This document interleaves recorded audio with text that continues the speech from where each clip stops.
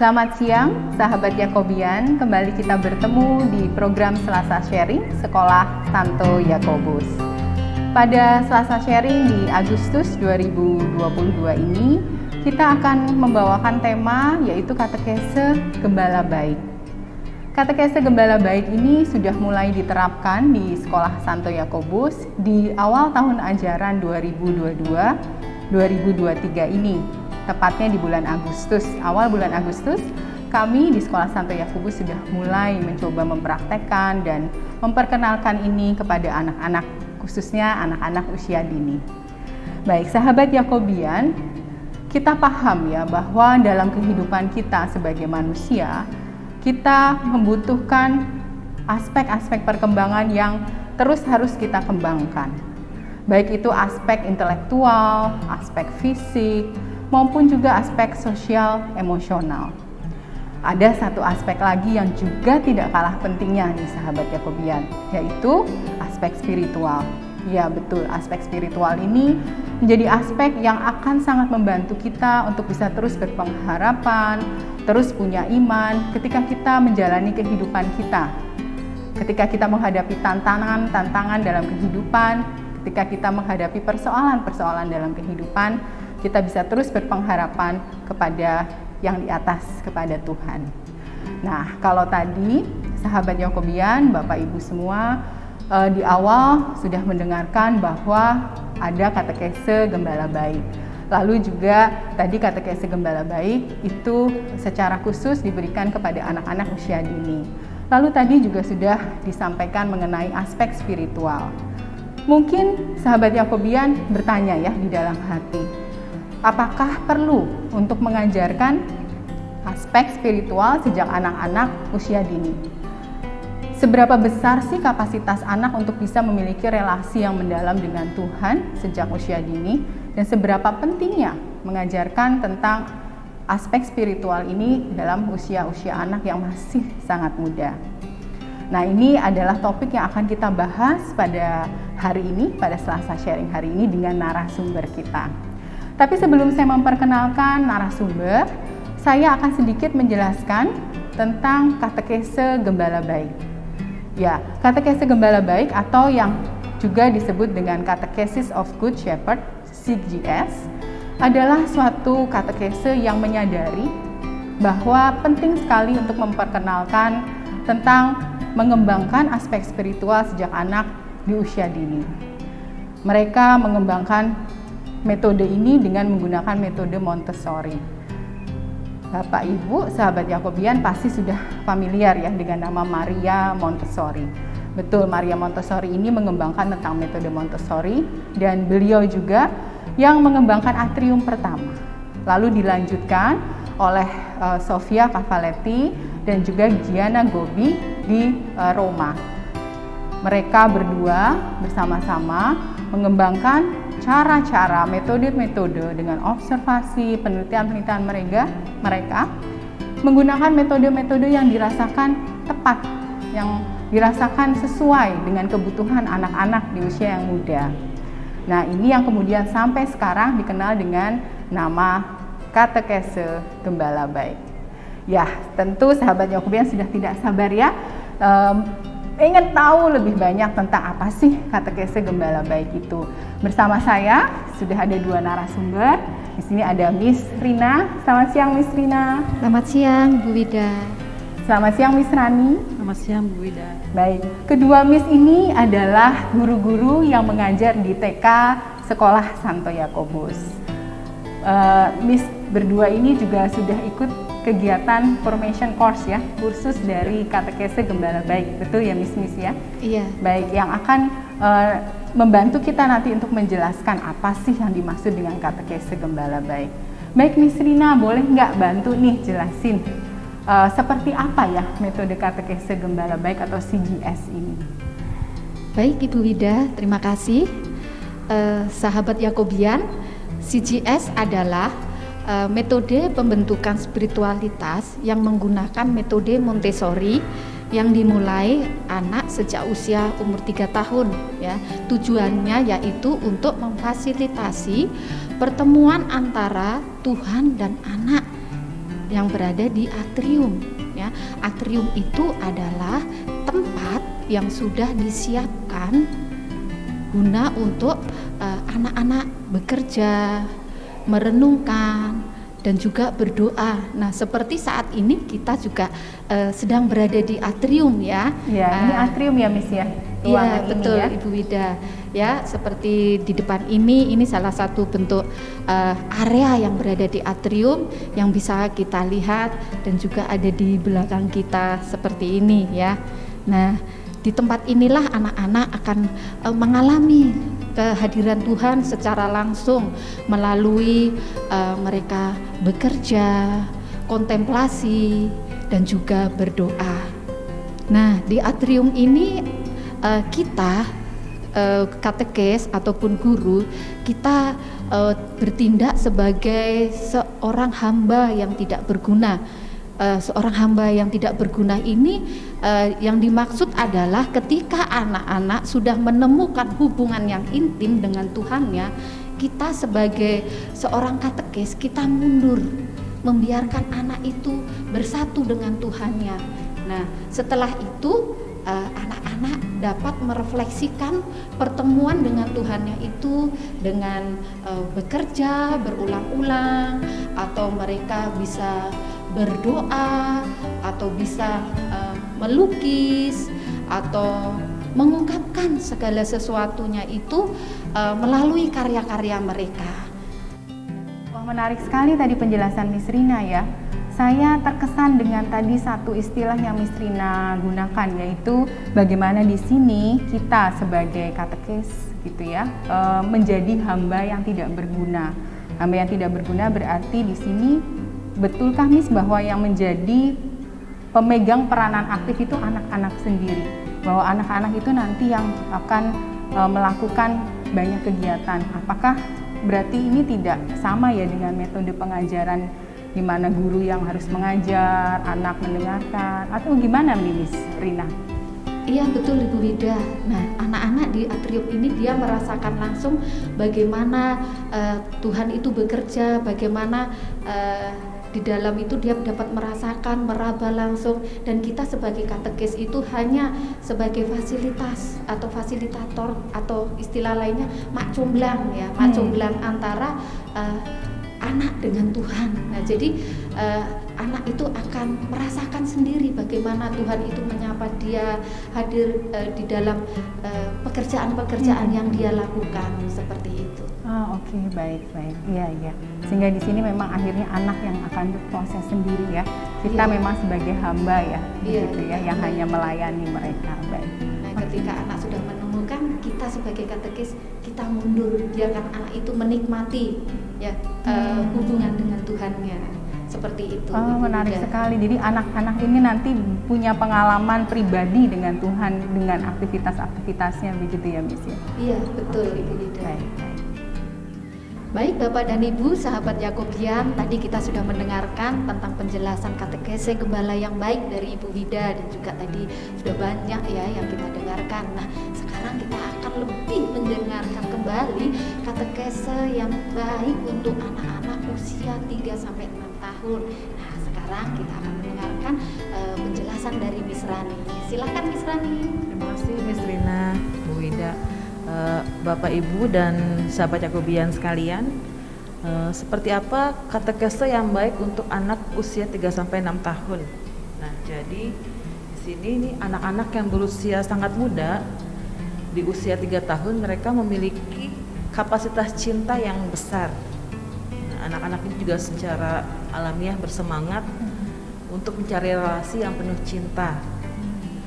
Jadi juga berbeda dengan anak-anak yang usianya di atas 6 tahun ya. Jadi 6 tahun ke atas mereka tuh juga memiliki kapasitas cinta, tapi tidak sebesar anak-anak yang di usia lebih muda dari mereka, seperti itu. Nah, jadi usia 6 pengenalan spiritual ini di usia sebelum usia 6 tahun ini menjadi fondasi untuk membangun relasi dengan Tuhan yang penuh cinta. Jadi kenapa ini penuh cinta ya? Karena anak kecil itu memiliki cara yang unik dalam memandang hubungannya dengan Tuhan. Nah, di sini tuh mereka memiliki kemampuan yang alami dalam menikmati hubungannya dengan Tuhan. Berarti kalau begitu anak-anak usia 3 sampai 6 tahun ini adalah masa-masa di mana mereka lagi menggebu-gebunya mencintai, begitu ya Miss? Iya, betul. Punya semangat mencintai yang besar. Kalau tadi mendengarkan penjelasan Miss, dan itu menjadi saat yang tepat ya untuk kita memperkenalkan tentang cinta Tuhan gitu ya Miss ya, Iya, di betul. usia 3 sampai 6 Iya. begitu ya Miss ya. Betul. Jadi di sini kan juga hubungan anak dengan Tuhan itu kan pada dasarnya hubungan kasih. Iya. Betul. Nah, Tuhan itu adalah kasih, karena kan Tuhan Yesus mengajarkan tentang cinta kasih. Iya. Nah, anak-anak ini sedang dalam kapasitas untuk mengasihi. Jadi itu cocok sekali bertemu dengan Tuhan ini. Klop seperti gitu ya, Miss, ya? klop, iya, seperti itu. Nah, jadi ya ini juga saat yang tepat untuk apa ya, mengenalkan anak untuk jatuh cinta dengan Tuhan. Falling in love Falling with in God love, iya gitu ya. betul, Betul. seperti itu. Kalau jatuh cinta, berjuta rasanya ini juga bisa begitu ya. Iya. Miss, ya? Berjuta rasanya jatuh cinta sama Tuhan gitu ya. Wah, seru sekali kalau begitu ya. Iya.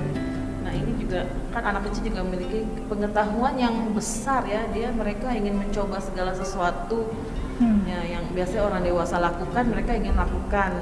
Nah, di sini juga di Montessori Katolik ini atau di Katekesi Gembala Baik, kita juga ya, di dalam atrium ini kan banyak kegiatan yang bisa dilakukan anak-anak.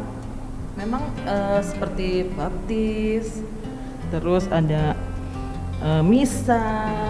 Kan biasanya di gereja mereka melihat pastor di atas altar, mimbar seperti itu kan besar. Mereka wah, besar sekali karena kan mereka masih kecil ya, dan Mungkin nggak kelihatan gitu ya, jauh begitu seperti ya, itu, Miss, ya. jauh. Nah, kalau di atrium ini seperti di sini kan, wah, meja doanya kecil-kecil, seperti ini altarnya juga kecil-kecil. Jadi anak-anak senang sekali kalau berada di atrium, bisa melihat langsung Sesuai ukuran mereka gitu iya, ya. Miss, betul. ya. Jadi lebih nyata seperti itu.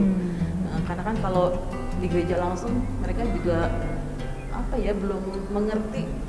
Nah, jadi kita di atrium ini juga mengajarkan anak-anak untuk ya bagaimana cara bersikap doa yang baik, saat misa bagaimana, seperti itu. Oke, menarik sekali ya, memperkenalkan lewat atrium ini juga kegiatan-kegiatan liturgi di gereja begitu ya. betul. Sambil juga di situ anak bisa menyelami interaksi yang mendalam atau relasi yang mendalam dengan Tuhan gitu Iya, ya. betul. Karena tema-tema yang di dalam kita pakai untuk presentasi pun juga diambil dari liturgi dan Alkitab ya. Oh, Dan juga ini semuanya ini sudah melalui observasi yang sangat panjang dari founder CGS ini, yaitu Dr. Sofia Hafaletti dan Jana Gobi. Nah, jadi mereka sudah banyak mengobservasi apa sih yang cocok untuk anak-anak usia ini, apa saja yang bisa dilakukan. Nah, jadi akhirnya terbentuklah ini semuanya. Itu atas kerja sama dari Dr. Sofia Hafaletti dan Jana Gobi ini. Seperti itu. Oke, baik. Berarti kalau kita lihat tadi ya, bahwa ini memang sudah dari proses yang cukup lama, observasi yang dilakukan oleh Hafaletti dan Gobi gitu ya, bahwa mereka menemukan nih metode ini dan mana yang pas, mana yang kira-kira sesuai dengan anak-anak usia ini begitu ya, Miss ya. Sebenarnya anak-anak ini tuh di usia seperti ini tuh punya kapasitas mencinta yang besar. Lalu ada lagi nggak sih hal-hal lain yang juga dimiliki? Tadi kan Miss cerita bahwa punya kapasitas gitu ya yang besar. Ada nggak sih hal-hal lain yang juga menunjang nih untuk mereka bisa belajar di atrium? Jadi usia anak yang muda ini tuh mereka memiliki sense of wonder, ya, wondering. Mereka memiliki rasa penasaran tentang siapa sih Tuhan, terus misteri Kristus. Jadi mereka memiliki banyak sekali pertanyaan-pertanyaan yang membuat mereka penasaran seperti itu. Ya, jadi mereka ya ingin mencari tahu lebih lanjut ya dalam atrium ini. Siapa sih Tuhan Yesus itu siapa? Nah, nanti di dalam atrium ini kita juga ada penjelasannya, karena sebenarnya Tuhan Yesus itu ada karena dia lahir di dunia ini seperti itu. Oke, baik. Berarti di sini ini di atrium ini anak difasilitasi ya, Iya. untuk bisa memenuhi kebutuhannya untuk mencintai, dicintai, kemudian punya keinginan tahun yang besar, dan di sini tempat di mana mereka bisa mengeksplorasi itu ya, Miss ya. Betul, Bu Ida. Baik, oke. Menarik sekali nih penjelasan tentang metode untuk anak usia 3 sampai 6 tahun. Mungkin Miss Rina bisa kasih beberapa contoh kegiatan nih, Miss, yang dilakukan di atrium itu seperti apa gitu, karena pasti sahabat Yakobian ini penasaran karena udah denger tadi ya penjelasan Miss Rina, Miss Rani, terus kayak apa gitu contoh-contohnya, nggak kebayang kalau nggak dikasih contohnya gitu ya, Miss ya. Iya, betul Ibu Wida. Nah, anak-anak itu sebelum datang ke atrium, kita jelaskan dulu atrium itu apa. Terus kalau kita datang ke atrium itu, kita jelaskan aturan-aturannya, seperti cara berjalan, cara berbicara, dan juga hal-hal apa yang di atrium itu yang boleh dan tidak dilakukan ya. Nah, seperti cara berjalan ya, Ibu Wida, ini juga sudah menjadi suatu seperti kebiasaan ya anak-anak di kelas. Ketika mereka sudah terbiasa di atrium dengan jalan pelan, mereka itu juga terbawa ketika di kelas dan kehidupan sehari-hari itu mereka juga berjalannya pelan-pelan, mengerjakan segala sesuatu itu pelan-pelan. Jadi Dan pelan-pelan karena udah belajar cara berjalan pelan di sini gitu ya. Iya, cara berjalan pelan-pelan. Jadi ini juga berpengaruh dengan tingkat konsentrasi mereka ketika mereka sedang belajar ya. Nah, Menarik ya, iya. bahwa mereka bisa menerapkan ini untuk kehidupan mereka juga gitu ya. Iya. Oke, lalu apa lagi, Miss? Ini tadi kan awal tadi Miss bilang perkenalan tentang atrium ya, cara jalan. Kalau cara bicaranya seperti apa, Miss?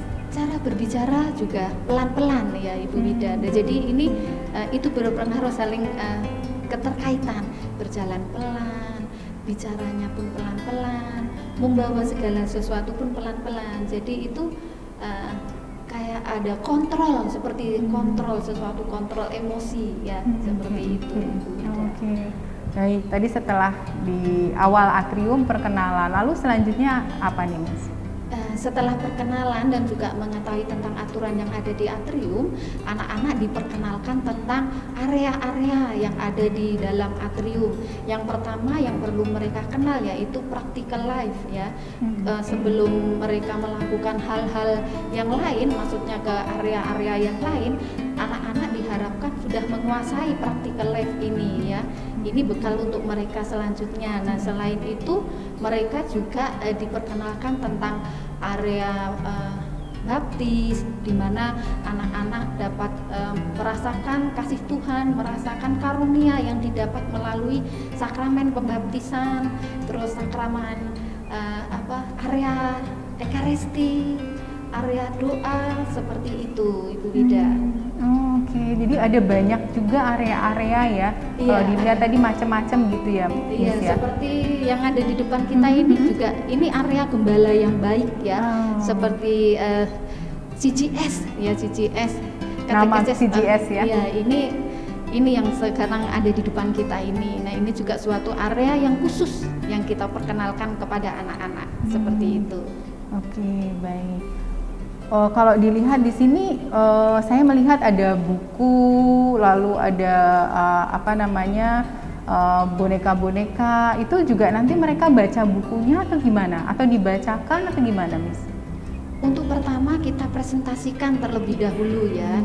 Nah, kita presentasikan kalau sudah anak-anak dirasa sudah bagus, anak-anak boleh mencoba. Namun itu tergantung juga dari kalender liturgi ya, kalender liturgi. Jadi kita tidak semena-mena atau semata-mata untuk minggu ini, tapi kita mengikuti kalender liturgi gereja seperti itu. Jadi ini disesuaikan juga dengan liturgi gereja ya. Jadi misalnya ada Natal, Iya. kemudian Paskah, sebelumnya Advent, kemudian Prapaskah, itu juga di anak-anak belajar Ada. sesuai itu gitu ya, Miss Iya, ya. ada perayaan lilin Paskah, ada pentataan kitab suci, Nanti anak-anak juga melakukan itu, Miss. melakukan Oke, Iya. menarik gitu gitu ya? Iya betul. Oke. Makanya tadi memang yang seperti Miss Rina katakan ya, jadi anak-anak bisa belajar langsung dengan semua aktivitas ini, akhirnya bisa merasakan hubungan dengan Tuhan begitu ya. Iya. Kalau di buku itu yang ada itu isinya apa ya Miss ya? Apakah gambar-gambar atau tulisan atau apa sih? Apakah kutipan kitab suci atau apa tuh Miss? Iya Ibu Wida, kalau untuk buku yang seperti ada di depan kita ini itu berisi tentang firman Tuhan yang sudah diambil ya. Misalkan di dalam Alkitab itu kan panjang. Nah, kita hanya mengambil sebagian saja Yang ya, dirasa memang pas gitu untuk, ya. Iya, yang dirasa pas untuk anak seperti itu. Jadi memang dasar kitab suci dan liturginya memang sangat diterapkan di katekese Gembala Baik supaya anak-anak benar-benar belajar dari sumber yang tepat begitu ya Miss ya. Iya, betul Ibu Wida. Baik, oke. Apalagi nih Miss, tadi setelah Miss cerita di dalam diperkenalkan, ada lagi kah aktivitas lain yang juga mereka alami di sini? Masih ada banyak kegiatan-kegiatan ya Ibu Wida ya, seperti pengenalan tentang warna-warna liturgi ya. Kadang kan kalau kita misa kita melihat anak-anak bingung ya, kok hari Minggu ini romonya memakai baju ini, besok seperti ini. Nah itu juga kita perkenalkan di atrium ini ya, seperti itu. Oke. Jadi anak-anak jadi lebih paham ya tentang liturgi yang terjadi, warnanya, kemudian urutan-urutannya itu ya, begitu. Oke, menarik sekali. Nah, kalau pengalamannya nih, saya mau tanya satu-satu nih, Miss Rina dan nanti mungkin Miss Rani juga bisa share.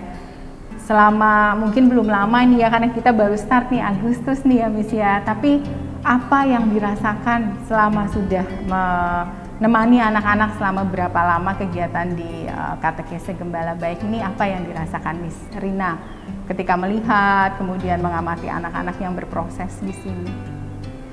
Baik Bu Wida, terus terang ya, saya pertama kali menjadi katekes di atrium ini saya deg-degan karena saya sangat takut, terus terang takut. Ini hubungan dasar, hubungan cinta anak kepada Tuhannya. Nah tapi kembali lagi Tuhan sudah mengutus saya akhirnya percaya dan yakin, dan saya juga mencintai anak-anak juga dengan sepenuh hati. Akhirnya anak-anak pun dapat menerima apa ya yang kita sampaikan ya, apa yang kita sampaikan, walaupun pertama membutuhkan proses, dan akhirnya lama-lama mereka sudah mulai terbiasa bagaimana kalau kita bersikap di tempat Tuhan, bagaimana kita bersikap ketika berdoa, dan itu sudah mulai mengalir. Segala ketakutan itu sirna. Cuma kembali lagi, saya ini hamba yang tidak berguna, jadi saya serahkan ke Tuhan. Tuhan, saya mau melayani anak-anakmu, bantu saya Tuhan. Saya hanya seperti itu, Ibu Wida. Iya, berarti kalau dilihat menarik nih yang dijelaskan Miss Rina.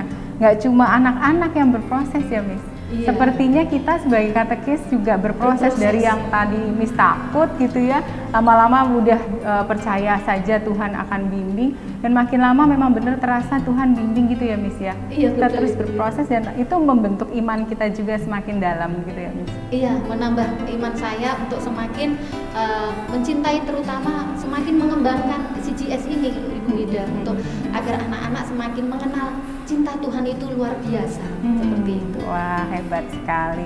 Baik, Miss Rina, terima kasih ya udah sharing. Sama-sama. Miss Rani boleh jelaskan apa yang dialami nih? Terima kasih Bu Wida. Jadi waktu sama seperti Miss Rina ya, waktu pertama kali saya bawa anak-anak ke sini, saya juga deg-degan setengah mati nih, bagaimana ini nanti saya membawakannya di depan anak-anak, presentasi seperti apa yang bisa saya bawakan. Ya, tapi ya saya berserah saja sama Tuhan, bagaimana lanjutnya nanti seperti apa. Ya, ternyata sih cukup baik. Saya juga cukup amazed ya dengan anak-anak yang sudah masuk ke ruangan atrium ini. Jadi ada anak yang biasa jalan tuh nggak bisa diem, terus masuk ke sini diajarin cara jalan. Nah, keluar tuh jalannya jadi pelan. Oh, gitu ya Miss ya. Bisa lagi. ngikutin Nah, lebih. Oke. Seperti itu. Terus bicaranya juga mereka tahu kalau di dalam bicara pelan-pelan. Biasa kan sebelumnya Teriak. teriak-teriak. Nah ini bisa bicaranya pelan-pelan. Saya jadi wah hebat sekali, ternyata bisa merubah anak secepat itu. Baru sekali masuk sudah bisa kelihatan seperti itu. Jadi wah senang sekali ya Miss Rina kita ya. Jadi keraguan-keraguan itu seperti sirna gitu ya Miss ya. Betul. Ternyata anak yang tadi betul karena punya kapasitas mencinta yang besar, punya sense of wonder-nya itu ya membuat mereka akhirnya bisa patuh, bisa ngikutin, tahu bahwa wah di sini tempat yang mereka bisa bereksplorasi dalam hening gitu ya, mencoba untuk mencari tahu dalam aktivitas-aktivitas mereka tidak dengan banyak bicara itu ya, itu mereka bisa ngikutin gitu ya Miss ya. Ternyata bisa. Bisa Jadi ya. kaget, wah ternyata anak-anak bisa. Kita kan awalnya juga nggak percaya, emang bisa gitu kan anak umur segini. Masih kecil gitu. Ini kan juga mungkin keraguan dari sahabat Yakobian, memang bisa gitu ya usia kecil. Ternyata bisa ya Miss ya. Bisa. Baik, wah hebat sekali nih ya. Jadi ini memang satu metode yang mungkin bisa terus kita lakukan untuk bantu anak-anak semakin punya relasi yang mendalam dengan Tuhan ya Miss ya. Baik, terima kasih banyak ini Miss Rani, Miss Rina untuk partisipasinya hari ini untuk menjadi narasumber ya di kegiatan Selasa Sharing di bulan Agustus ini. Dan semoga ini semua bisa bermanfaat buat kita semua, khususnya untuk membantu anak-anak kita semakin bisa menjalin relasi yang mendalam dengan Tuhan. Dan kita berharap juga ya Miss ya bahwa ini selain diterapkan juga di Sekolah Santo Yakobus, di Paroki Santo Yakobus juga bisa diperkenalkan ke sekolah-sekolah atau paroki lain gitu ya Miss ya. Karena berharap ini semakin banyak anak-anak yang bisa mengenal dan mencintai, jatuh cinta dengan Tuhan Yesus. Baik, selamat siang, salam Great Yakobia.